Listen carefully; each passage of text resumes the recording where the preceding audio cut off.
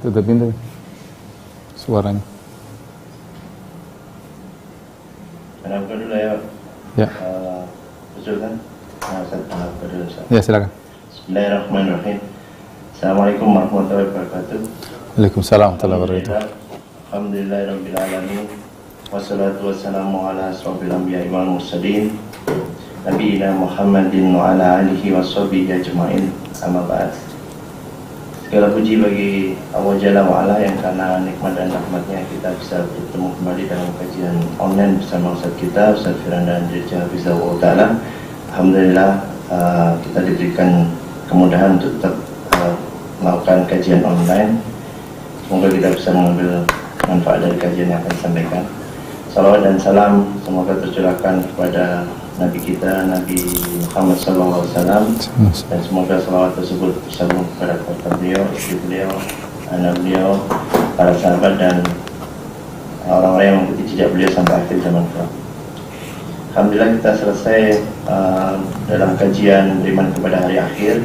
Insya Allah kita akan memulai kajian yang baru yang merupakan rukun iman terakhir, yaitu beriman kepada takdir.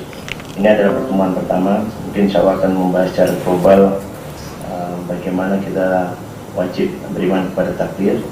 Pada pertemuan berikutnya kita akan membahas firqah-firqah mana yang tidak atau berseberangan dengan Ahlus Sunnah. Insya Allah kita akan mendengarkan kajian dari Ustadz. Sebelum kita mulai kajian, kita dengarkan dulu protokol dari Abu Sultan. Pada Abu Sultan. Assalamualaikum Bang Dodi. Ya, sebelum kita mulai kajian kita hari ini, seperti biasa, Ana berharap antum bisa melihat tata tertib kajian online untuk Zoom meeting pada kali ini. Seperti biasa, kami berharap antum semua menggunakan nama sebenarnya ketika join pada meeting ini, sehingga kami mudah untuk mengenali. Kemudian mematikan fitur video dan memute-kan mic atau audio saat join dan saat kajian berlangsung. Kemudian mendengarkan kajian dan berusaha untuk mencatat. Sesi tanya jawab insya Allah akan ada di akhir kajian, dan kami berharap pertanyaan yang antum sampaikan disesuaikan dengan tema pada hari ini. Pada ikhwan dipersilakan kembali untuk menggunakan fitur video dan audio saat bertanya di sesi tanya jawab nanti. Sementara untuk akhwat kami persilakan untuk mengirimkan pertanyaannya melalui kolom chat, dan nanti kan kita bacakan kepada Ustaz insya Allah. Dan yang terakhir, untuk menghargai sesama dalam kajian ini dan berharap kita semua mendapatkan keridhaan Allah Subhanahu wa Ta'ala, sehingga ilmu ini menjadi barokah dan bermanfaat bagi kita semua di dunia dan di akhirat kelak. Amin Allahumma amin. Demikian jazakallahu khairan. Anda kembali pada antum. Jazakallahu khairan Abu Sultan. Untuk mempersingkat waktu pada Ustaz untuk memulai kajian. Bismillahirrahmanirrahim. Assalamualaikum warahmatullahi wabarakatuh. Alhamdulillahi ala ihsanih wa syukru lahu ala taufiqihi wa amtinanih wa asyhadu an la ilaha illallah wahdahu la syarika lahu ta'ziman li sya'nih wa asyhadu anna Muhammadan abduhu wa rasuluhu da'ila ridwani. Allahumma shalli alaihi wa ala alihi wa ashabihi wa ikhwani. Para ikhwan dan akhwat, para pemirsa yang dirahmati Allah Subhanahu wa taala, para majelis taklim Ghuraba, Muscat, Oman ya, Abu Dhabi dan juga yang sekitarnya. Insyaallah pada kesempatan kali ini kita akan bahas tentang rukun iman yang terakhir, yang keenam, al-iman bil qadar. Sebagaimana telah kita jelaskan berulang-ulang bahwasanya seorang ketika beriman, dia harus beriman kepada rukun iman seluruhnya secara totalitas, tidak boleh beriman kepada sebagiannya saja. Barang siapa beriman kepada sebagian kemudian mengingkari yang sebagian yang lain, maka imannya tidak diterima, karena rukun iman yang 6 harus diyakini secara totalitas. Karenanya dalam hadis Jibril yang masyhur, ketika Jibril bertanya kepada Nabi sallallahu alaihi wasallam, "Akhbirni 'anil iman." Kabarkanlah kepadaku tentang iman. Maka Nabi sallallahu alaihi wasallam menjawab, "Al-iman an tu'mina billahi wa malaikatihi wa kutubihi wa rusulihi wal yaumil akhir wa bil qadari khairihi wa syarrihi." Beriman, rukun iman ada 6 kata Nabi sallallahu alaihi wasallam. Engkau beriman kepada Allah, kepada malaikat-malaikatnya, kepada kitab-kitabnya, kepada para rasulnya, kepada hari akhirat, dan yang keenam, antum minabil qadari khairihi wa syarrihi. Engkau beriman kepada takdir yang baik maupun yang buruk. Karenanya ketika muncul sekelompok orang yang mengingkari takdir seperti di Basrah, sebagaimana dalam hadis pertama dalam Sahih Muslim, hadis Jibril ini, ada sebagian orang datang menemui Ibnu Umar, kemudian bertanya bahwasanya di di tempat mereka ya ada sekelompok orang yang yataqarruna fil ilmi, yaitu berdalam-dalam dalam ilmu, sehingga mereka berdalam-dalam terlalu dalam saya masalah takdir. Ketika mereka menggunakan logika mereka untuk memikirkan takdir, akhirnya mereka berkesimpulan al-amru unuf, bahwasanya perkara itu unuf, perkara itu adalah suatu yang baru tidak ditakdirkan sebelumnya. Ini kesimpulan dari sebagian orang yang mereka menggunakan akal mereka memperdalam masalah takdir, sehingga mereka berkesimpulan al-amru unuf, dan ini perkara baru tidak ada takdirnya ya, karena logika mereka menolak adanya takdir, dan ini dipropaganda oleh seorang bernama Ma'bad al-Juhani. Akhirnya ketika Ibnu Umar dikabarkan tentang hal tersebut, maka beliau berkata, "Idza laqita haula fa akhbirhum anna Ibnu Umar bari'um minhum wa hum bura'u minni." Kalau kau bertemu dengan mereka, kabarkanlah kepada Ma'bad al-Juhani dan kawan-kawannya kelompok Qadariyah bahwasanya Ibnu Umar berlepas diri dari mereka dan mereka berlepas diri dari Ibnu Umar. Dan kabarkan, walladzi nafsu Ibnu Umar biyadihi law anna ahadahum anfaqa mithla Uhudin dhahaban ma qabilallahu minhu hatta yu'mina bil qadar. Kalau salah seorang dari mereka memiliki emas sebesar gunung Uhud, kemudian dia infakkan di jalan Allah, Allah tidak akan terima sampai dia beriman dengan takdir, ya. Dan ini dalil bahwasanya Ibnu Umar mengkafirkan mereka, Ma'bad al-Juhani dan kawan-kawannya, karena mereka mengatakan tidak ada takdir. Ya, meskipun mereka beriman dengan 5 rukun iman yang lainnya. Mereka beriman kepada Allah, kepada malaikat, kepada kitab-kitab, para rasul di hari akhirat. Tapi ketika mereka mengingkari rukun iman yang ke-6, maka divonis kafir oleh Ibnu Umar. Buktinya bahwasanya Ibnu Umar mengatakan sedekah mereka meskipun emas sebesar gunung Uhud tidak akan diterima oleh Allah Subhanahu wa taala, karena wa ma mana'ahum an tuqbala minhum shadaqatuhum illa annahum kafaru billah. Tidaklah terhalangi mereka diterima infak mereka kecuali karena mereka kafir kepada Allah Subhanahu wa taala. Ini dalil tegas bahwasanya iman kepada takdir adalah perkara yang sangat urgen. Dan juga peringatan bahwasanya kebanyakan kesalahan yang muncul dalam iman kepada takdir adalah karena menggunakan akal lebih daripada batasannya, ya, lebih daripada kemampuan akal itu sendiri. Karenanya pada kesempatan kali ini kita akan bahas tentang al-iman bil qadar, beriman kepada takdir. Ikhwan dan akhwat yang dirahmati Allah Subhanahu wa taala, sesungguhnya Allah menyebutkan iman kepada takdir dalam banyak ayat, seperti firman Allah Subhanahu wa taala, inna kulla syai'in khalaqnahu biqadar.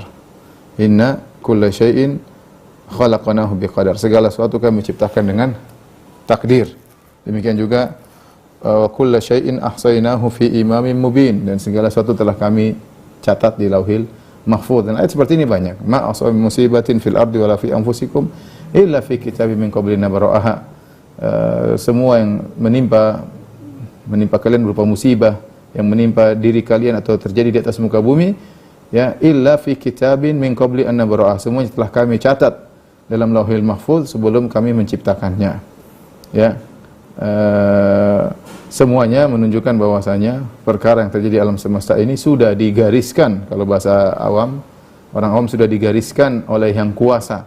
Itu sudah ditakdirkan oleh Allah Subhanahu wa taala. Baik. Maka pada kesempatan ini kita akan jelaskan logika tentang takdir, ya.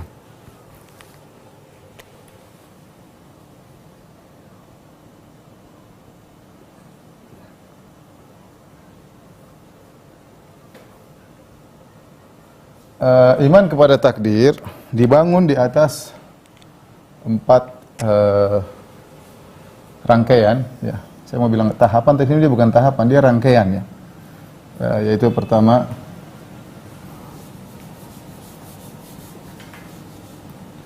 tentang ilmu Allah as-sabiq, yaitu ilmu Allah yang azali, ya, yang mendahului segala kejadian.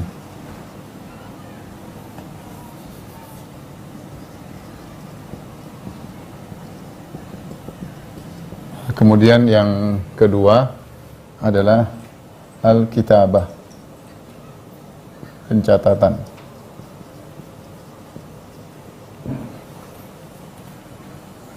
Kemudian yang ketiga al-masyiah, kehendak. Yang keempat al-khalq, penciptaan. Ini disebut dengan marahil atau marahil qadar atau maratibul qadar, yaitu tahapan-tahapan atau saya katakan rangkaian terjadinya takdir, rangkaian terjadi takdir. Secara logika sederhana, namanya takdir adalah perencanaan. Saya sering sampaikan logika sebagaimana seorang insinyur atau developer ketika ingin bangun suatu bangunan, maka dia merencanakan. Dia tahu apa yang ingin dia bangun, kemudian dia catat apa yang dia bangun, dia gambar bangunannya, dia susun RAB-nya, dia tentukan tahapan-tahapannya, kapan selesai bangunan ini, tahapan pertama, tahapan kedua, dan seterusnya. Ya. Setelah itu dia kerjakan. Jadi gampangannya demikian. Itulah seorang yang hendak membangun sebuah rumah, maka dia punya ide sebelumnya apa yang ingin dia lakukan, kemudian dia tuangkan ide dalam sebuah tulisan, ya, dalam sebuah perencanaan RAB-nya atau arsitek tentang bangunannya, dia tuangkan, dia akan bangun seperti ini, kemudian rencana kerjanya, kapan ini dibangun, kapan ini selesai. Setelah semua dia siapkan, dia tuliskan sesuai dengan kehendak dia, maka dia eksekusi. Kira-kira seperti itu gambaran takdir. Kira-kira seperti itu. Allah Subhanahu wa taala sebelum menciptakan segala kejadian alam semesta, Allah sudah memiliki ilmu tentang apa akan terjadi tersebut. Yang semua tentunya sesuai dengan kehendak Allah. Ya, makanya saya katakan tadi ini bukan tahapan tapi ini rangkaian, ya. Yang ilmu tersebut tentu bersamaan dengan kehendak Allah Subhanahu wa taala. Jadi Allah sudah tahu apa yang akan dia kehendaki dan apa yang dia akan ciptakan, ya, berdasarkan Allah Subhanahu wa taala. Setelah itu apa yang Allah akan ciptakan tersebut Allah catat dalam Lauhil Mahfuz, dicatat. Setelah dicatat, ya, baru kemudian Allah jelaskan bahwasanya seluruh yang terjadi itu tidak ada yang keluar dari kehendak Allah Subhanahu wa taala. Semua yang terjadi tidak ada yang keluar dari kehendak Allah Subhanahu wa taala. Yang baik maupun yang buruk semua dikehendaki oleh Allah Subhanahu wa taala. Setelah itu baru Allah eksekusi, yaitu Allah ciptakan. Sehingga yang kita perhatikan sekarang, yang kita lihat adalah di sini semua yang terjadi di marhalah penciptaan. Ini semua sebelumnya ada rangkaian berupa 3 rangkaian ilmu kehendak dan pencatatan. Secara global seperti itulah namanya dengan takdir. Sekarang kita jelaskan secara terperinci, ya. Ilmu Allah sempurna, ya, mencakup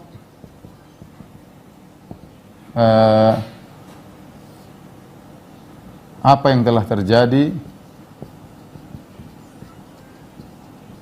kemudian apa yang sedang terjadi, kemudian apa yang akan terjadi,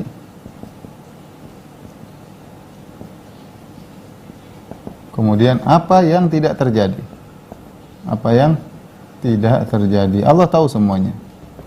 Ya, apa yang telah terjadi Allah tahu, ya. Ilmu Allah luas. Apa yang sedang terjadi sekarang Allah pun juga tahu. Apa yang akan terjadi di besok, 1 jam lagi, Allah tahu semuanya. Dan apa yang tidak terjadi Allah juga tahu. Bahkan apa yang tidak terjadi ini, seandainya terjadi, Allah pun tahu bagaimana kalau seandainya terjadi. Kalau terjadi, maka Allah tahu bagaimana terjadinya.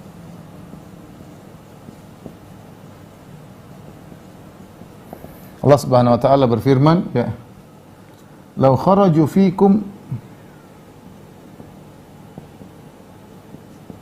ma zadukum illa khabala." Ini Allah menjelaskan, orang munafik mereka tidak keluar berjihad bersama kalian. Tapi seandainya mereka keluar berjihad bersama kalian, ma zadukum illa khabala, mereka tidak menambah kecuali hanya kekacauan. Kejadian terjadi, kenyataan terjadi, orang-orang munafik tidak ikut keluar berjihad dalam suatu peperangan. Tapi Allah jelaskan, seandainya mereka keluar ikut, ya, mereka akan menambah kekacauan. Jadi Ini tidak terjadi, tapi kalau seandainya terjadi seperti apa, Allah juga tahu. Demikian juga seperti firman Allah Subhanahu wa taala, "Walau ruddu la'adu lima nuhu anhu wa innahum lakadzibun." Kata Allah Subhanahu wa taala, ketika orang-orang kafir mereka masuk neraka, mereka mengatakan, "Ya Rabb kami, kembalikanlah kami ke dunia. Na'mal salihan ghairal ladzi kunna na'mal." Kami akan beramal saleh tidak seperti yang dulu kami lakukan.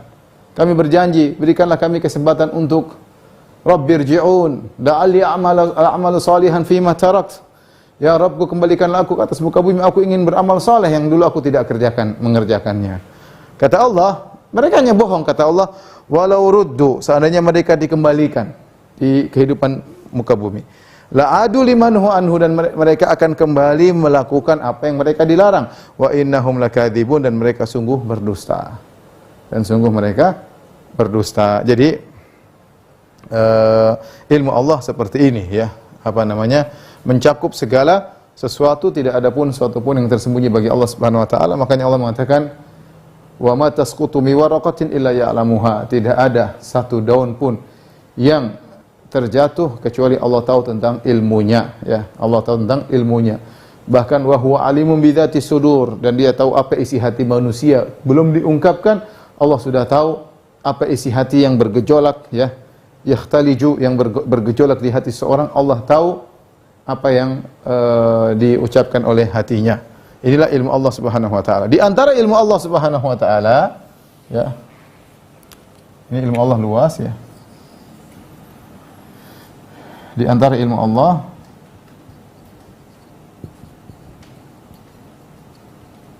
adalah ilmu tentang apa yang akan terjadi.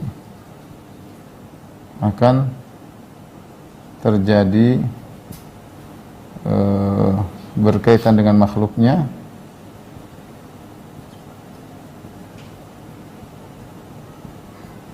hingga hari kiamat.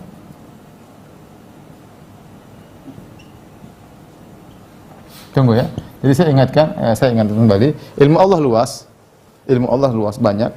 Di antara sekian ilmu tersebut ada ilmu tentang apa yang akan terjadi yang berkaitan dengan makhluknya, apa yang akan terjadi pada hari kiamat. Ilmu inilah yang berkaitan dengan takdir. Ilmu inilah yang berkaitan dengan takdir ya. Ilmu inilah yang berkaitan dengan takdir. Karena takdir adalah berkaitan dengan apa yang akan terjadi ya. Nah, ilmu tersebut ditulis ya. Ilmu ini ditulis, ilmu ini ditulis di Al-Lawh Al-Mahfuz. Al-Lawh Al-Mahfuz.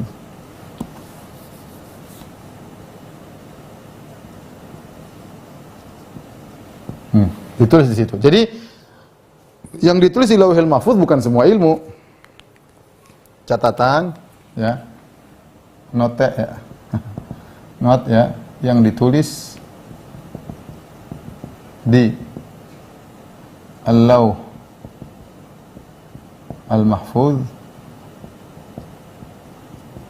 bukan semua ilmu Allah. Karena ilmu Allah tidak ada batasannya. Karena ilmu Allah tidak ada batasannya. Tapi yang ditulis hanya yang berkaitan dengan takdir.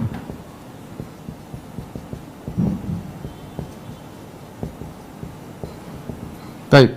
Apa dalilnya bahwasanya segala sesuatu yang berkaitan dengan takdir, dengan ciptaan makhluk dicatat di Lauhil Mahfuz? Dalilnya banyak, seperti firman Allah Subhanahu wa taala ya. Inna kulla syai'in khalaqnahu janganlah wa kulla syai'in ahsaynahu fi imamin mubin, dalam surat Yasin ya. Segala sesuatu telah kami catat di imamin mubin, maksudnya Lauhil Mahfuz. Imam mubin maksudnya ini Lauhil Mahfuz. Kemudian juga firman Allah Subhanahu wa taala, "Ma asaba min musibatin fil ardi, ma asaba min musibatin fil ardi wala fi anfusikum illa fi kitabin min qabli an nabra'aha."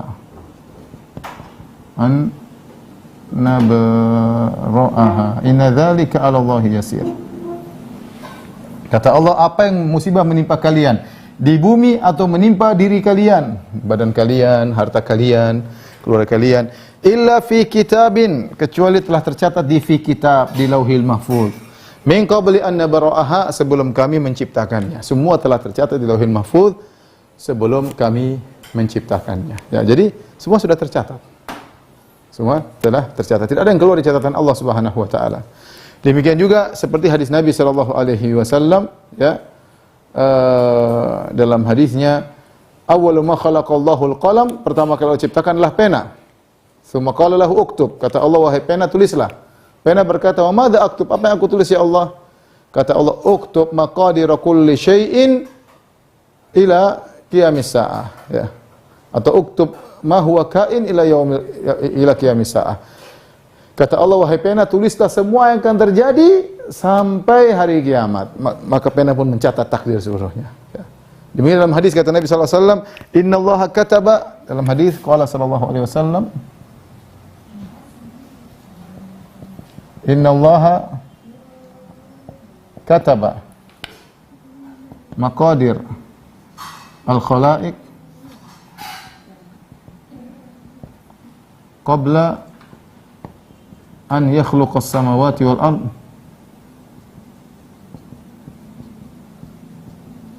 bi 50,000 sana." Kata Nabi, sungguhnya Allah mencatat takdir seluruh makhluk 50.000 tahun sebelum menciptakan langit dan bumi. Jadi takdir kita ini semua sudah tercatat 50.000 tahun, bukan sebelum kita diciptakan, sebelum Allah menciptakan langit dan bumi. Kapan Allah ciptakan langit dan bumi? Wallahu alam.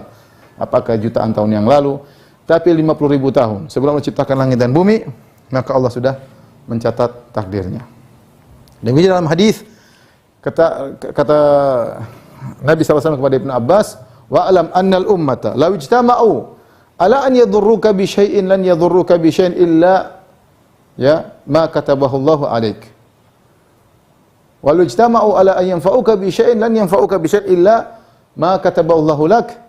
Rufi'atil aklam wa jaffatis suhuf. Kata Nabi, wahai Ibnu Abbas, ini satu manusia di semua kaum seluruhnya bersatu padu untuk memberi manfaat kepadamu, maka tidak akan bisa mereka beri manfaat kepadamu kecuali yang telah tercatat.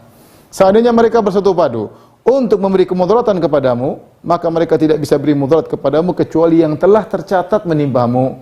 Rufi'atil aklam wa jaffatis suhuf. Kata Nabi SAW dalam hadis yang lain, Rufi'atil aklam wa jaffatis suhuf. Apa? Pena-pena pencatat telah diangkat dan lembaran Lauhil Mahfuz sudah kering, tidak akan berubah. Tidak akan berubah. Makanya juga kata Nabi SAW, kau harus meyakini ma asabaka lam yakun liyukhti'ak. Apa yang meleset, apa yang menimpamu tidak bisa meleset darimu. Wa ma akhta'aka lam yakun liyusibak. Apa yang meleset darimu tidak akan menimpamu.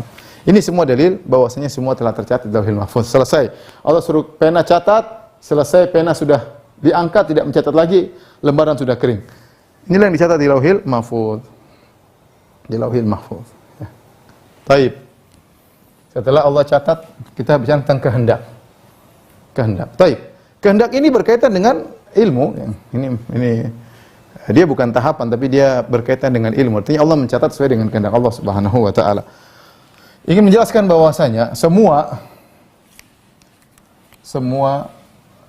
yang ditakdirkan atas kehendak Allah.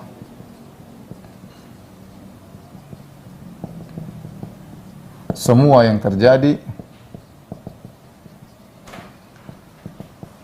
baik dan buruk atas kehendak Allah.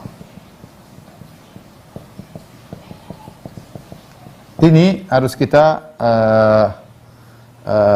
yakini, inilah tidak ada yang keluar dari kehendak Allah Subhanahu wa taala. Oleh karenanya iradah, kehendak ada dua, ya. al-iradah, ada dua kehendak Allah.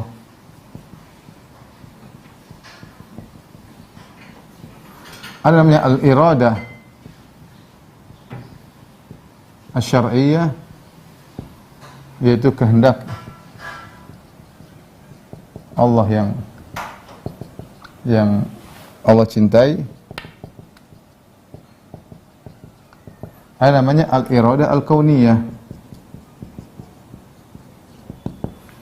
kehendak Allah yang Allah ciptakan, ya, yang Allah ciptakan di atas kehendak tersebut. Allah mencipta di atas kehendak tersebut.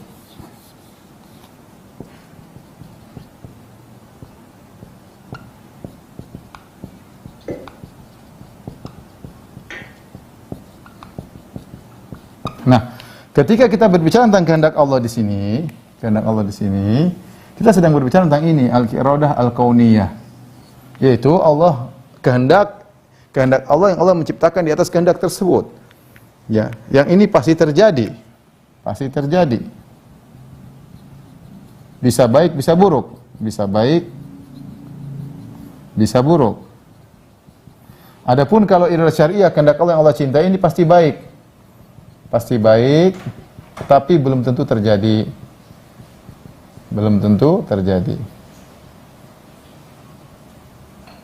Contoh sederhana, ya. Gampangannya, Allah menghendaki Fir'aun beriman. Iya, Allah menghendaki Fir'aun beriman. Berarti iradah syariah itu kebaikan. Buktinya Allah mengutus Nabi Musa untuk mendakwai Fir'aun. Kenyataannya apa? Kenyataannya Fir'aun tidak beriman. Tidak berimannya Fir'aun, apakah di luar kehendak Allah? Juga dalam kehendak Allah. Tapi iradah kauniyah. Saya ulangi, Fir'aun masuk Islam adalah kehendak Allah. Allah pingin, makanya Allah kirim Nabi Musa, Nabi Harun untuk mendakwahi Fir'aun. La'allahu yatadzakkara aw yakhsha, siapa tahu dia sadar, siapa tahu dia takut. Faqula lahu qawlan layyina, ucapkanlah kalian berdua kata-kata yang lembut, siapa tahu Fir'aun sadar. Tapi apakah dia sadar? Tidak, dia semakin membangkang.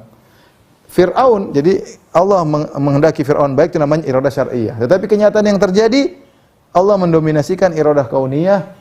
Ada kemaslahatan yang lain yang Allah kehendaki sehingga Fir'aun tidak beriman, dan Fir'aun tidak beriman juga di atas kehendak Allah Subhanahu wa taala karena semua sudah ditakdirkan.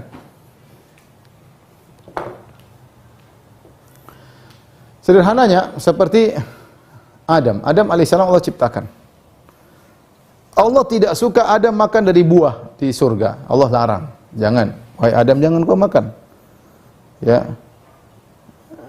Wala taqrabu hadhihi syajarata fatakuna minadh dhalimin. Wahai Adam dan Hawa, jangan kalian berdua mendekati. Jangankan makan mendekati saja tidak boleh. Allah. Tapi Allah sudah punya kehendak lain, yaitu Adam pasti turun di atas muka bumi. Karena Allah ketika ingin menciptakan Adam, Allah berfirman, "Inni ja'ilun fil ardi khalifah." Wahai malaikat, aku akan ciptakan manusia di atas muka bumi. Tetapi ternyata prosesnya Allah ciptakan dulu di langit. Allah masukkan surga dulu dan Allah larang, jangan kau makan buah ini. Tapi akhirnya iblis menggoda. Adam akhirnya makan. Adam makan buah tersebut, Allah tidak kehendaki secara syariah, tetapi Allah eksekusi, Allah menjadikan Adam makan dari buah tersebut, disebut dengan iradah kauniyah karena Allah ingin terjadi seperti itu. Allah ingin terjadi seperti itu. Itu namanya iradah kauniyah. Timbul pertanyaan, ya. Ini yang tidak bisa diterima oleh Jabariyah dan Qadariyah. Insyaallah kita akan jelaskan pada pertemuan berikutnya, ya. Kenapa Allah menghendaki keburukan?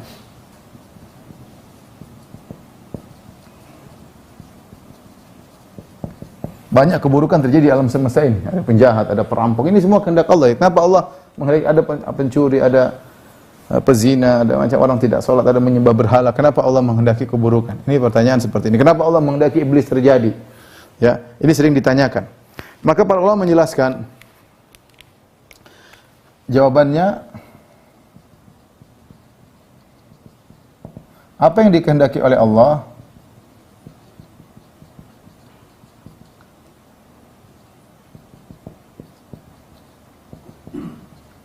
Ada dua ya.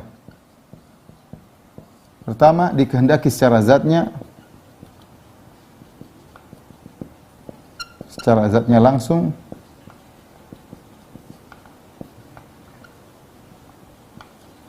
Yang kedua, dikehendaki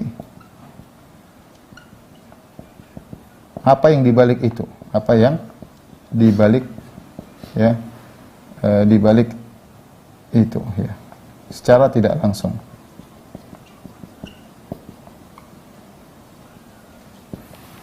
Saya kasih contoh, dikehendaki zatnya secara langsung, misalnya Jibril. Contoh, Jibril. Allah menghendaki Jibril, ya Allah menghendaki Jibril. Allah ciptakan Jibril dan Jibril taat kepada Allah Subhanahu wa taala. Tapi bisa jadi Allah ciptakan keburukan karena di baliknya ada kebaikan. Yaitu dikehendaki tidak langsung, yaitu Allah menghendaki, Allah menciptakan keburukan karena di balik keburukan tersebut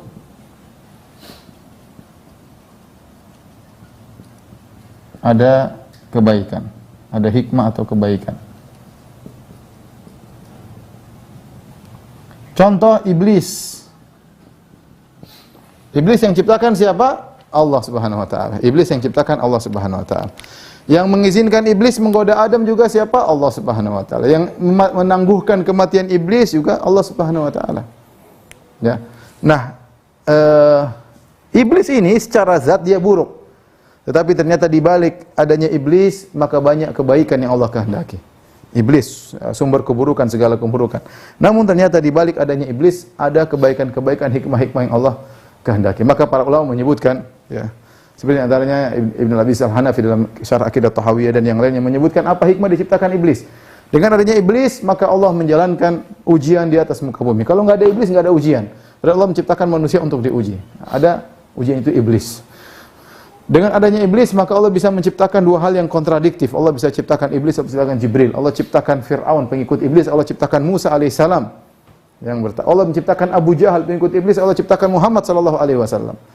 Di antaranya juga Allah menciptakan surga, Allah menciptakan neraka. Dengan adanya iblis, nampak ada kebaikan, ada keburukan. Ada pembela syaitan, ada pembela jalan Allah Subhanahu wa taala. Dengan adanya iblis, nampak orang-orang yang rela mengorbankan jiwa dan raganya dan hartanya untuk Allah. Dengan adanya iblis. Kalau nggak ada iblis, nggak ada ujian. Nggak ada perjuangan untuk berkorban jiwa dan raga dan harta, nggak ada. Kalau nggak ada iblis, selesai, nggak ada cerita. Ya. Dengan adanya iblis, maka Allah bisa tunjukkan dia Ghafurur Rahim, Maha Pengampun. Ya, kalau nggak ada iblis, nggak ada maksiat. Dengan adanya iblis, Allah bisa menunjukkan Allah Syadidul Iqab, Allah azabnya sangat pedih. Ya. Kalau nggak ada iblis, nggak ada Syadidul Iqab, nggak ada neraka jahanam. Ya. Intinya ini sebagian kecil dari kenapa Allah menciptakan iblis. Makanya ketika, dan saya gambarkan sederhana, kasih logika sederhana tentang proses diturunkannya Adam ke atas muka bumi. Bagaimana sih? Allah mengabarkan, wahai malaikat, aku akan menciptakan manusia yang akan tinggal di muka bumi. Pokoknya dia akan tinggal di muka bumi. Berarti iradah kauniyah. Allah pasti menghendaki dia tinggal di muka bumi. Tapi caranya bagaimana dia sampai di muka bumi? Allah ciptakan dulu di langit. Ciptakan Adam di langit.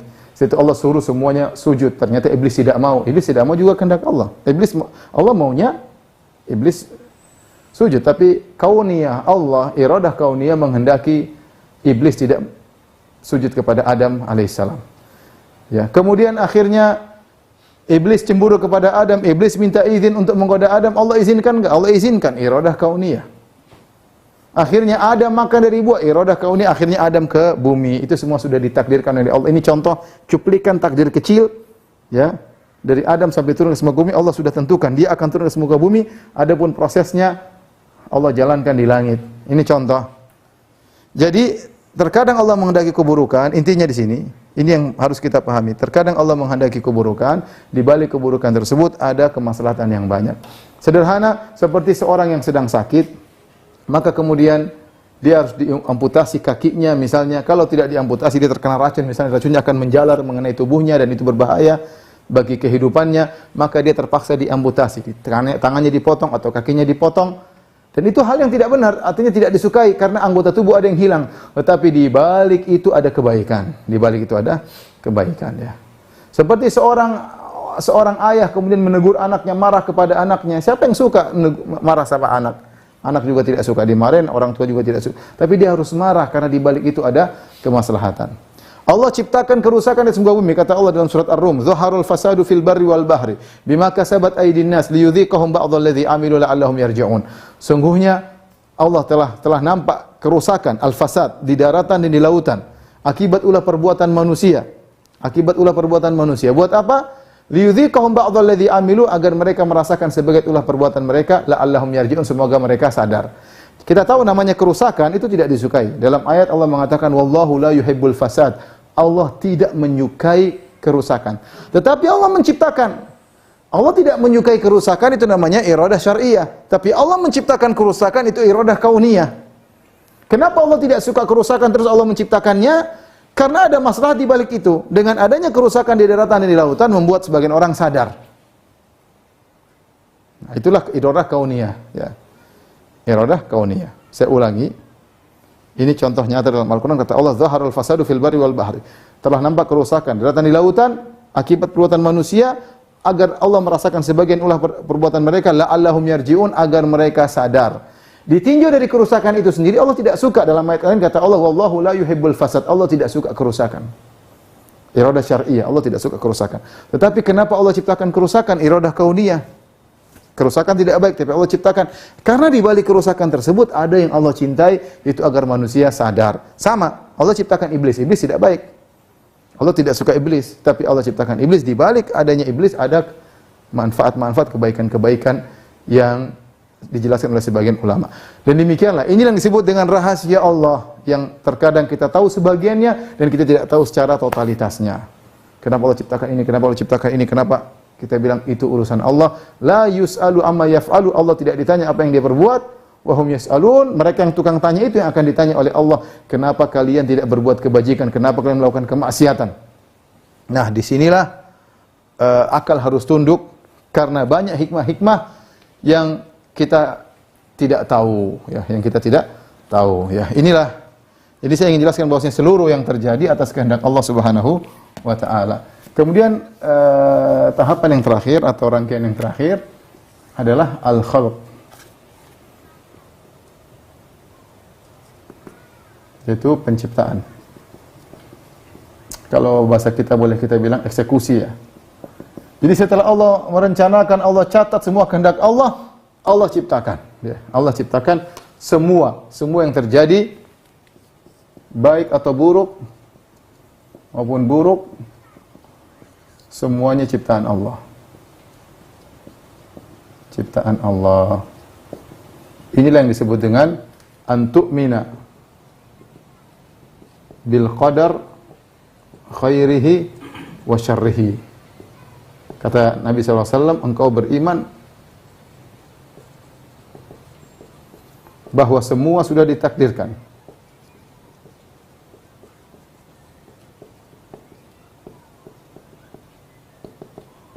Yang baik maupun yang buruk.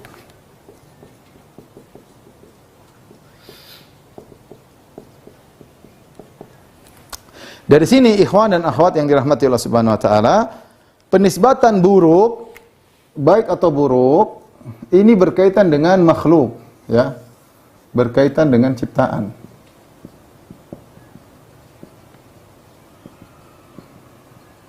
Adapun perbuatan Allah maka semuanya baik. Adapun perbuatan Allah menciptakan yang baik dan yang buruk,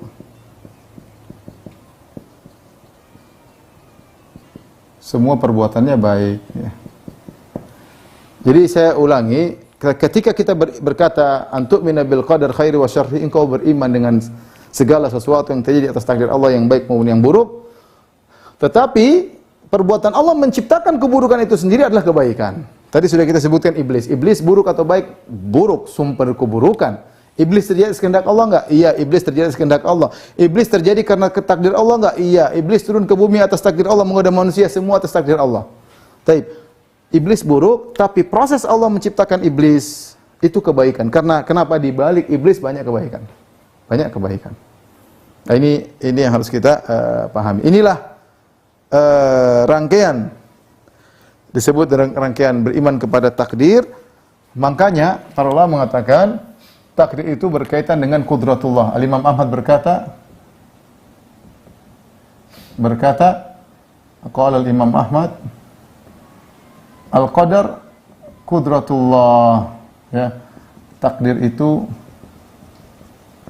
adalah kekuasaan Allah.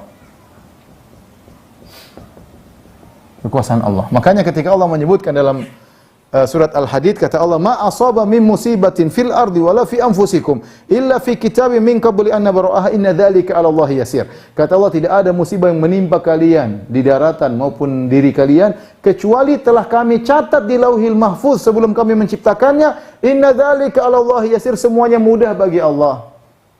Apa proses eksekusi ini semua mudah bagi Allah. Ini semua qudratullah, tidak ada yang terjadi dalam semesta keluar dari takdir. Saya ulangi, makanya disebut al-qadar qudratullah. Takdir itu kekuasaan Allah. Karena ini adalah proses. Berbeda dengan kalau kita bicara dengan misalnya insinyur, ketika dia membuat bangunan pasti ada miss-nya. Ada yang salah deh, RAB-nya keliru deh, kejadian tidak sesuai dengan prediksi, ternyata dananya mengembang, membengkak, ya macam-macam. Ternyata bangunnya tidak seindah yang diharapkan, ya. Ternyata ada anak buahnya yang nakal misalnya, ternyata ada semen yang tidak sesuai dengan itu, karena manusia tidak mampu. Adapun takdir Allah qudratullah, al-qadar qudratullah. Takdir adalah kekuasaan Allah. Semua ini terjadi dengan proses yang muhkam, yang profesional, yang Allah sudah catat di Lauhil Mahfuz dan Allah eksekusi sesuai dengan apa yang Allah catat, tidak satu pun yang keluar dari takdir Allah. Karena kalau ada yang keluar dari kehendak Allah berarti tidak profesional. Berarti kita meragukan kemampuan Allah Subhanahu wa taala. Dan inilah iman kepada takdir. Iman kepada takdir secara sederhana. Wallahu alam bisawab.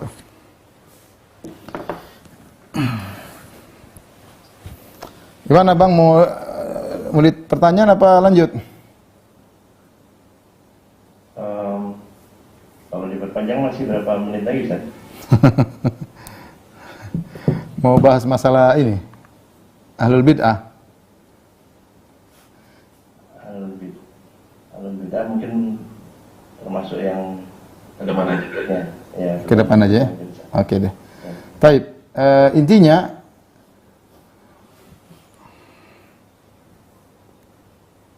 inilah secara sederhana tentang proses adanya takdir.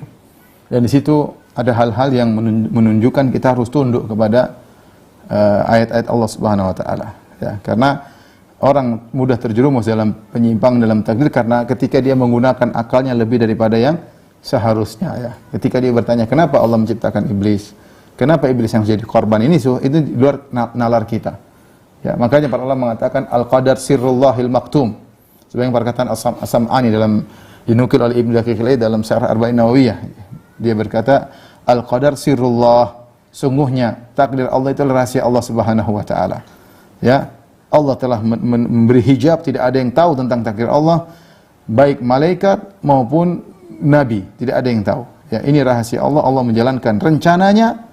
Ya, kita tidak tahu kenapa Allah berbuat begini, kenapa, tapi kita tahu bahwasanya Allah Maha adil dan bahwasanya Allah Subhanahu wa taala Maha hikmah, Maha bijak, dan Allah melakukan apa yang Dia kehendaki.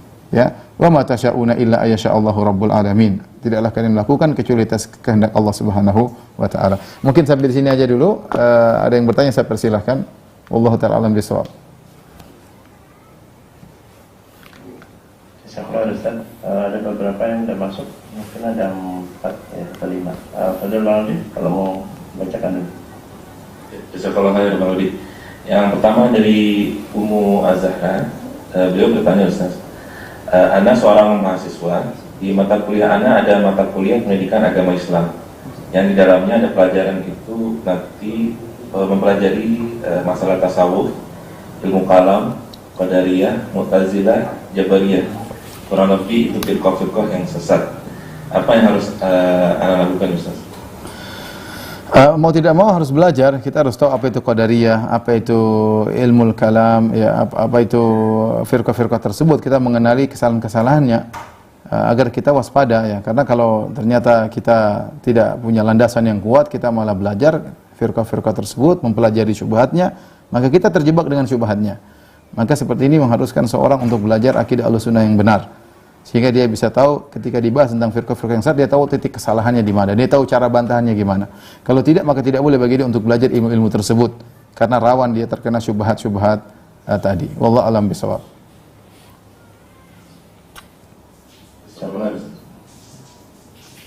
Yang membacakannya dari Aki Suryana. Assalamualaikum warahmatullahi wabarakatuh, Ustaz. Waalaikumsalam. Mohon penjelasan tentang hadis dari Salman Al-Farisi radhiyallahu anhu. Dia berkata bahwa Rasulullah SAW bersabda, yang dapat menolak takdir hanyalah doa, yang dapat menambah umur hanyalah amalan kebajikan. Hadis riwayat Tirmizi. Bukankah pena telah diangkat dan takdir telah ditetapkan? Syukran barakallahu fiik. Ini apa namanya, ada beberapa tafsiran. Sebagian ulama mendhaifkan hadis ini. Pertama, sebagian ulama mendhaifkan hadis ini, ya.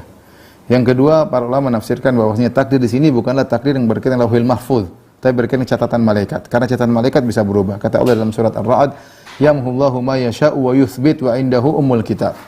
Bahwasanya Allah menghapus apa yang dicatat dan Allah menetapkan apa yang dicatat, dan di sisi Allah ada ummul kitab, Lauhul Mahfuz yang tidak akan berubah. Salaf menafsirkan apa yang Allah catat, Allah yang hapus, Allah tetapkan, itu maksudnya catatan di malaikat. Catatan di malaikat. Inilah yang maksudnya apa yang dicatat malaikat bisa berubah. Sementara perubahan itu sudah tercatat di Lauhul Mahfuz, ya. Ini sama seperti hadis misalnya man ahabba an yubsata lahu fi rizqi wa in sa'alahu fi athari falyasil rahimah. Barang siapa yang dipanjangkan umurnya, barang siapa yang ingin lapang rezekinya, maka sambung silaturahmi. Artinya sambung silaturahmi ini adalah sebab untuk bisa panjang umur. Menyambung silaturahmi adalah sebab untuk bisa dilapangkan rezeki. Meskipun umur dan rezeki sudah dicatat di Lauhul Mahfuz, tidak akan berubah, tetapi yang dicatat di catatan malaikat bisa berubah. Nah, proses perubahan dari umur sekian menjadi umur dirubah, maka ini sudah tercatat di Lauhul Mahfuz. Contoh, seorang laki dicatat oleh malaikat umurnya 50 tahun dan rezekinya misalnya totalnya 1 miliar, ya. Kemudian dia menyambung silaturahmi. Maka Allah bilang, rubah catatan itu malaikat, rubah menjadi umurnya misalnya 80 tahun, rezekinya menjadi 20 miliar misalnya. Nah, perubahan dari 1 miliar menjadi 20 miliar, dari 50 tahun menjadi 80 tahun, ini semua sudah tercatat di Lauhul Mahfuz, tidak akan berubah. Jadi yang berubah adalah catatan di catatan malaikat, sebagaimana firman Allah Subhanahu wa taala, "Yamhullahu ma yasha'u wa yuthbit." Allah menghapus apa yang Allah kehendaki dan Allah menetapkan apa yang Allah kehendaki. Wa indahu umul kitab, dan di sisi Allah adalah Lauhul Mahfuz yang tidak akan berubah. Sebagian ulama mendhaifkan hadis tersebut, wallahu a'lam bishawab. Tetapi ini dalil bahwasanya sebab utama untuk meraih suatu akibat yang baik adalah doa, ya. Karena seakan-akan sampai begitu kuatnya, ya, catatan malaikat bisa dirubah. Maka seorang perhatian dengan sebab tersebut. Wallahu a'lam bishawab.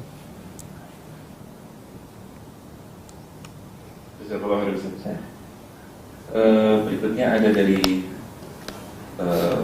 Oman, ya, dari Pak Mirza. Beliau bertanya, "Assalamualaikum Ustaz, terima kasih untuk penjelasan Ustaz. Pertanyaan kami, di dalam Al-Quran surah Al-Isra ayat 7, jika kamu berbuat baik maka kebaikan itu bagi dirimu sendiri. Apakah maksud dari ayat ini Ustaz? Apakah balasan kebaikannya hanya dirasakan di akhirat saja?" Kalau saya, In ahsantum li anfusikum wa in asa'tum falaha. Kata Allah, wala taziru waziratu wizra ukhra. Kalau kalian berbuat baik maka untuk diri kalian. Artinya Allah mengatakan Allah tidak butuh dengan kebaikan kalian. Kalau kalian berbuat baik itu untuk diri kalian. Baik Allah beri balasan di dunia maupun Allah beri balasan di akhirat. Balasan di akhirat jelas di dunia pun ada. Oleh karenanya terlalu banyak dalil menunjukkan orang berbuat baik di dunia, Allah balas di dunia sebelum akhirat. Bahkan di antara bentuk suudzon kepada Allah, menyangka bahwasanya balasan cuma di akhirat. Kenyataan yang ada, Allah memberikan balasan di dunia sebelum di akhirat. Ya, tentu balasan di dunia tidak ada bandingannya dengan balasan di akhirat. Ya, makanya ketika Nabi Yusuf alaihissalam dijadikan orang pembesar di negeri Mesir, Nabi Yusuf berkata, "Innahu may yattaqi wa yasbir, fa innallaha la yudhi'u ajral muhsinin." Sungguhnya barang siapa yang bertakwa bersabar, Allah tidak akan menyia-nyiakan ganjaran bagi orang yang berbuat kebajikan. Yaitu Allah memberi ganjaran kepada Nabi Yusuf di dunia sebelum di akhirat. Dan Allah mengatakan juga, "Man amila salihan min dzakarin aw untha wa huwa mu'minun falanuhyiyannahu hayatan thayyibah." Barang siapa beriman, laki-laki maupun perempuan, dan beramal saleh, ya, dan dia beriman, maka barang siapa beramal saleh, laki-laki atau perempuan, dan dia beriman, maka kami akan berikan dia kehidupan yang bahagia di dunia sebelum di akhirat. Ya, di dunia sebelum di akhirat. Bahkan di antara penjelasan para ulama, barang siapa berbuat baik, bukan cuma orang mukmin, orang kafir. Orang kafir kalau berbuat baik Allah balas di dunia, di akhirat tidak dapat. Di akhirat tidak dapat, di dunia dapat. Makanya orang kafir yang dermawan, mereka juga dimudahkan rezekinya. Orang kafir yang dermawan, ada sebagian orang kafir Masya Allah bantu sana bantu sini, ya, Allah berikan dia balasan di dunia. Ya. Allah berikan dia kebaikan di dunia. Ya. Kenapa? Karena dia kafir, tapi di akhirat tidak dapat. Jadi in ahsantum li anfusikum. Jika kalian berbuat baik untuk diri kalian. Karena dalam hadis dalam hadis qudsi kata Allah Subhanahu wa taala, ya ibadi law anna awwalakum wa akhirakum wa insakum wa jinnakum kanu ala atqa qalbi rajulin wahidin minkum ma zada fi mulki syai'a. Wahai anak-anak, wahai hamba-hambaku, manusia dan jin, dari awal manusia sampai akhir manusia, dari awal jin sampai akhir jin, ya, kalau semuanya kalian hatinya bertakwa seperti orang paling bertakwa di muka bumi ini, semua hati kalian seperti Nabi Muhammad atau semua hati kalian seperti malaikat Jibril, tidak akan menambah kemuliaanku sedikit pun. Artinya apa? Kalian berbuat kebajikan untuk diri kalian sendiri. Allah tidak butuh dengan kebajikan kalian, tapi itu kembali kepada diri kalian. Kata Allah Subhanahu wa taala, in ahsantum li anfusikum. Kalau kalian berbuat baik untuk diri kalian sendiri. Seperti juga firman Allah Subhanahu wa taala, wa may yashkur fa innama yashkuru li nafsihi. Barang siapa yang bersyukur, sungguhnya dia bersyukur untuk dirinya sendiri. Wallahu a'lam bishawab. Kalau Ustaz, ada pertanyaan yang sama antara dua negara ini, Oman dan UAE. Pertanyaan pertama, Kenapa Mas bisa sama Mas? Kenapa bisa sama Mas? Kenapa bisa sama? Kok bisa sama? Sama-sama makan kambingnya apa gimana? Oh malam Ustaz, tapi yang sama jurusan kuliah. Oh gitu. Sudah takdir. Silakan. Pertanyaan yang pertama ada dua Ustaz, yang kedua nanti biar Abang nanti bacakan. Yang pertama, di manakah kehendak manusia berperan jika semua takdir Allah sudah tertulis di Lauhul Mahfuz? Inilah yang disebut dengan rahasia. Kita tidak tahu Lauhul Mahfuz isinya apa, tapi yang kita hadapi sekarang Allah menetapkan kita punya kehendak. Makanya kata Allah, "Wa ma tasyauna illa ayyasha Allah rabbul alamin." Ya, kalian tidak berkehendak kecuali di bawah kehendak Allah. Kita punya kehendak, kita sadar, saya mau minum atau enggak, saya mau jalan atau tidak, saya mau makan, pilih makanan mana, saya mau pergi kemana, saya mau kerja atau tidak, saya mau tidur, itu kita tahu, kita tidak terpaksa.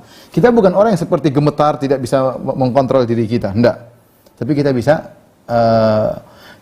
tahu bahwasanya kita punya kehendak, meskipun kehendak kita terbatas. Kita terbatas. Nah, kehendak kita ini di bawah kehendak Allah Subhanahu wa taala dan semua sudah tercatat di Lauhul Mahfuz. Seperti itu saja yang bisa kita pahami, lebih daripada kita tidak mampu. Tapi kalau orang mengatakan, Ustaz, kita enggak percuma dong, percuma kita beramal kalau sudah ditakdirkan. Itu pernah ditanyakan kepada Nabi SAW. Para sahabat bertanya, ya Rasulullah, kalau semua sudah ditakdirkan, fafimal amal, kalau gitu buat apa beramal, semua sudah ditakdirkan? Jawaban Nabi, i'malu fakullun muyassarun lima khuliqa lahu. Beramalah kalian, semua sudah diarahkan kepada takdirnya. Yang takdir tersebut kita enggak tahu. Di depan kita ada sebab dan akibat. Jadi ketika kita memahami takdir, kita tidak boleh mengilgo atau meng-cancel aturan sebab akibat. Sebab akibat itu ada di hadapan kita. Kita kerjakan sebab akibat, ada sebab, ada akibat, dan akibatnya semua sudah, sebab dan akibatnya sudah tercatat di Lauhul Mahfuz. Ya. Inilah yang disebut dengan rahasia takdir. Kita tinggal menjalani dan kita berharap Allah mentakdirkan kita yang takdir yang baik. Itu saja. Makanya kenapa ada iman kepada takdir? Ya, banyak faedahnya. Di antaranya seorang tidak sombong dengan apa yang dia dapatkan karena dia tahu sudah ditakdirkan. Yang kedua, seorang tidak putus asa, tidak terlalu sedih dengan apa yang luput darinya karena semua sudah ditakdirkan. Ya. Di antaranya seorang tidak ujub karena dia tidak tahu bagaimana penghujung dirinya. Takdir seperti apa dia tidak tahu, maka jangan ujub. Di antaranya seorang tawakal kepada Allah karena dia tahu kalau sudah ditakdirkan, kalau Allah sudah takdirkan jadi maka akan jadi. Dia bertawakal kepada Allah karena dia tidak tahu takdirnya apa. Ya. Tetapi tadi kita merasakan kita punya kehendak, meskipun pada hakikatnya kehendak kita di bawah kehendak Allah Subhanahu wa taala. Namun kita tidak tahu apa yang tercatat di Lauhul Mahfuz.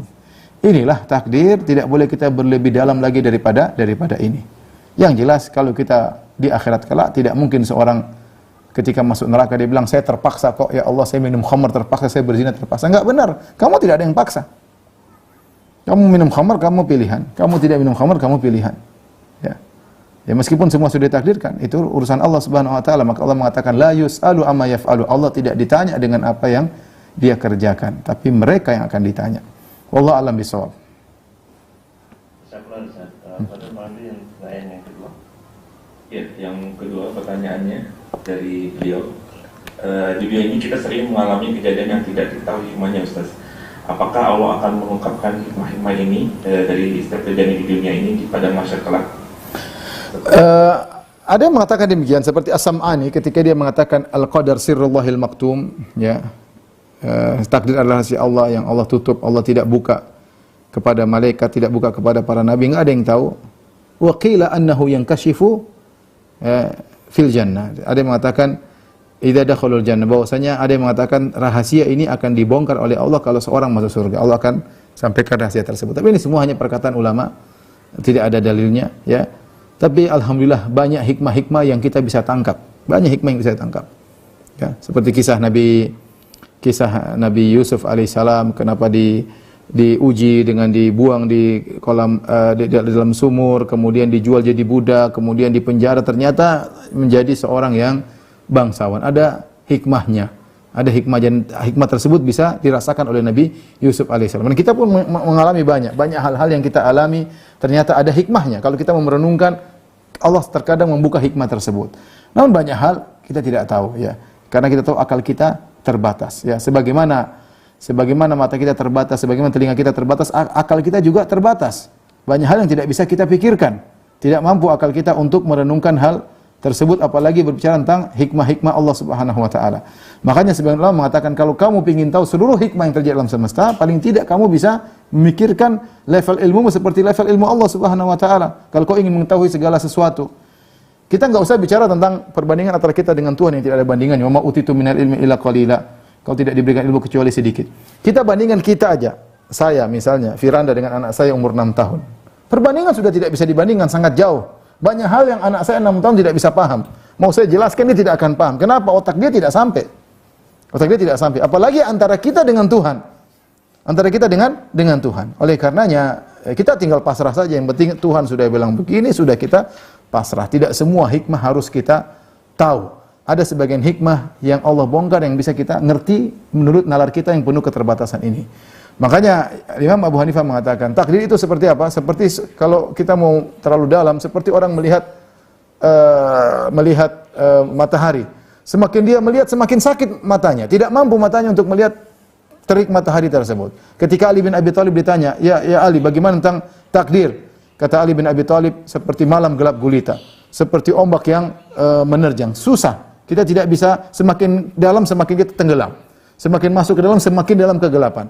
Karena otak kita terbatas. Ya, maka dikasihlah rambu-rambu oleh syariat. Kamu sudah cukup sampai di sini. Karena kalau kamu mau tanya, kamu tidak akan pernah dapat jawabannya. Mau tanya, kok bisa begini? Kenapa iblis diciptakan? Kenapa iblis yang jadi korban? Kenapa dia berusaha, kemudian dia tanya-tanya, kemudian begini dia dapati misalnya wanita yang hafizah, dia cari, ternyata dia sudah semangat nikahin, qadarullah ternyata ini hafizah tapi sombongnya luar biasa, mulutnya kasar, wah repot, sudah takdir mau diapain?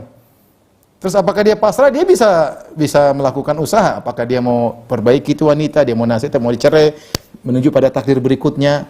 Tapi maksud saya, takdir itu berlaku pada semuanya, termasuk jodoh, termasuk lapar, kenyang, itu semua takdir.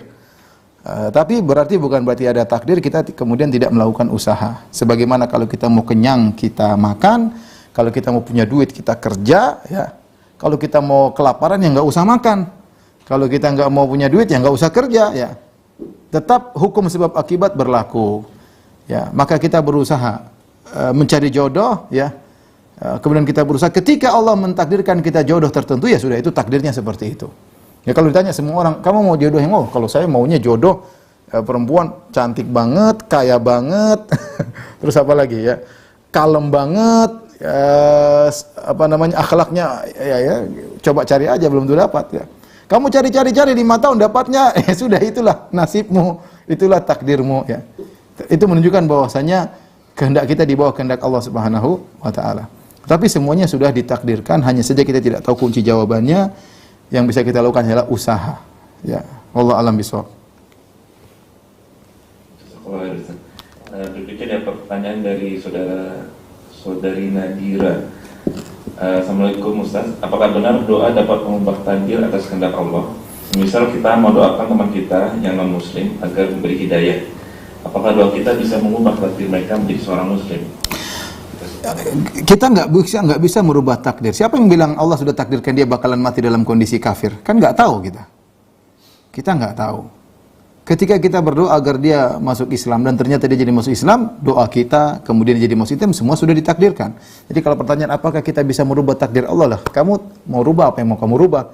Kamu tidak tahu takdir Allah, kok kamu nggak tahu. Kalau kamu sudah tahu kamu rubah, itu baru dikatakan merubah. Wong takdir Allah kita nggak tahu. Ini ada orang kafir nih, takdirnya dia bakalan masuk Islam atau takdir kafir sampai mati, kan kita nggak tahu. Ya kita coba aja. Berdoa, ya Allah jadikanlah dia Islam, ya Allah beri hidayah. Ternyata kalau masuk Islam berarti takdirnya dia masuk Islam. Sebabnya apa? Sebabnya kita berdoa, sebabnya kita mendakwahi dia. Ya, seperti itu. Ya. Itu namanya karena kita nggak tahu kunci jawabannya. Sama seperti kita nggak tahu umur kita sampai kapan. Tapi kita berusaha seperti kita olahraga, misalnya kita makan yang sehat, kita menjaga kesehatan. Ya, tapi kita nggak tahu tiba-tiba takdir seperti ini, ya kita serahkan kepada Allah. Tapi kita melakukan usaha. Jadi perkataan bisa nggak merubah takdir Allah? Ini pertanyaan yang sebenarnya keliru. Kenapa? Karena takdir Allah tidak berubah. Yang kedua, pertanyaan itu menunjukkan kamu sudah tahu takdirnya apa baru kamu merubah. Wong kamu tidak tahu takdirnya apa, bagaimana kamu merubah? Apa yang kau lakukan itu semua sudah di dalam takdir Allah Subhanahu wa taala. Allah alam bisawab. Jadi intinya kita tinggal melakukan usaha. Apa yang terjadi kita terima. Jadi apa fungsi takdir? Takdir itu fungsinya bukan untuk kita tanya bukan fungsinya untuk bertanya kenapa Allah begini, kenapa Allah begitu. Fungsinya kita beriman dengan takdir, kita berusaha semaksimal mungkin. Kalau ada musibah ya kita sabar.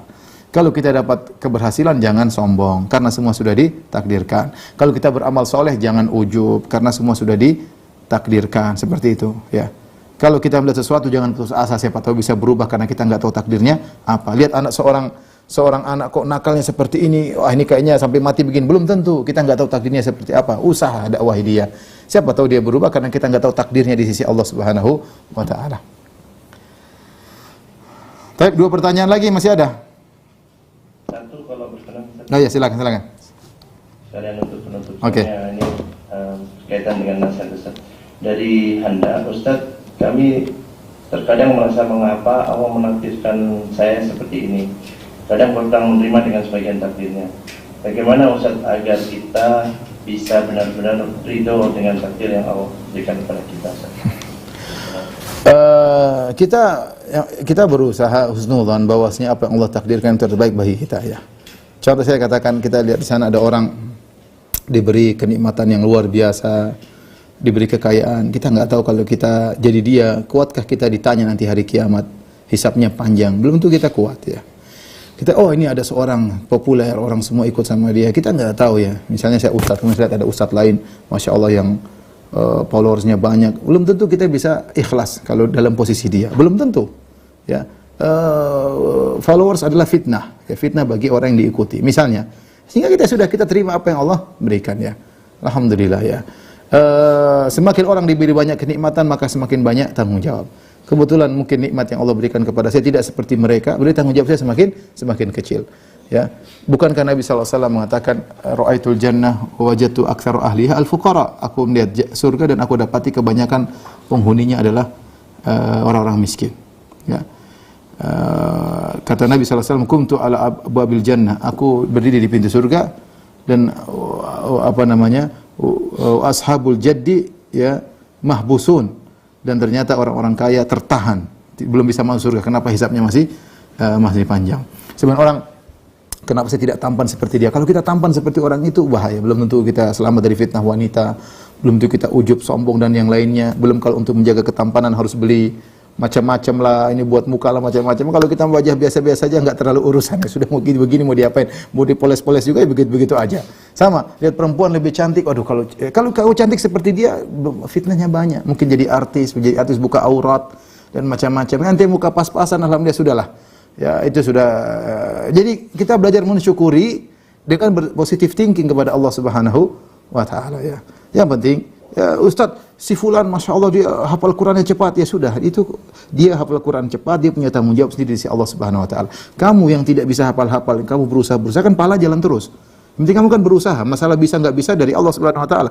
Tapi kamu berusaha tetap dapat pahala. Ya, kalau kamu hafal bisa jadi kamu ujub, bisa jadi kamu sombong, kamu nggak tahu. Jangan berpikir seperti ini, kita selalu positive thinking pada Allah Subhanahu wa taala sehingga kita ridho dengan takdir Allah Subhanahu wa taala ya. Ridho dengan takdir Allah Subhanahu wa taala. Seorang laki misalnya, qadarullah istrinya ternyata tidak baik, ternyata gitu. Ya mungkin dengan istri yang tidak baik tersebut dia menjadi orang penyabar, pahala tiap hari mengalir karena harus sabar terus sama apa? Istrinya. Seandainya istrinya salehah terus mungkin dia tidak dapat pahala sabar. Ya misalnya begitu, atau sebaliknya seorang suami yang ternyata menyakiti hati istrinya selalu setiap hari dapat pahala apa? Pahala sabar, dan pahala sabar innama yuwaffas sabiruna ajrahum bighairi hisab, sungguhnya orang yang sabar diberi pahala tanpa batasan. Dan inilah yang dengan seperti ini kita selalu berpositif thinking kepada Allah Subhanahu wa taala, husnudzan kepada Rabbul Alamin. Kita angkat dalam diri kita, Allah lebih sayang kepada diri kita daripada seorang ibu kepada anaknya.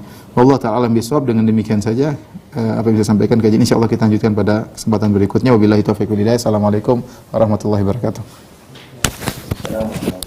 Semoga nanti WFA yang podcast juga di